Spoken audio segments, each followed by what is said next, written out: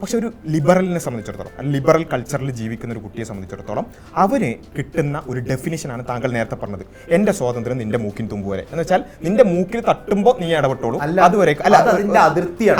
സ്വാതന്ത്ര്യം എന്താണ് ഞാൻ പൂർത്തിയാക്കട്ടെ.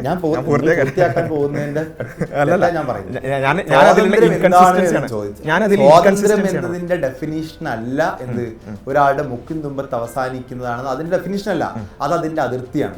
ഡെഫിനിഷൻ എന്ന് പറയുന്നത് നിങ്ങൾക്ക് നിങ്ങളുടെ സ്വന്തമായ വ്യക്തിത്വ വികാസത്തിനുള്ള അവസരമുണ്ടോ എന്നുള്ളതാണ്. ആ വ്യക്തിത്വ വികാസത്തിനുള്ള അവസരത്തിൽ അതിന് ഹാനികരമായതാണ് ലഹരി എന്നാര് പറഞ്ഞു? ലഹരി സർക്കാർ, അതുകൊണ്ടാണ് സർക്കാർ ലഹരി അല്ല. അവിടെ ഞാൻ ചോദിക്കട്ടെ, ഇവിടെയുള്ള മൈത്രേനൊക്കെ നിങ്ങൾക്ക് അറിയാം. മൈത്രേന്റെ അങ്ങനെ പറയാൻ പറ്റൂല, കാരണം മൈത്രേന് സ്വതന്ത്രമായി ചിന്തിക്കുന്ന ആളാണ്. അദ്ദേഹം പറയുന്നത് വെച്ചാൽ പല അല്ല, അതാണ് പ്രശ്നം.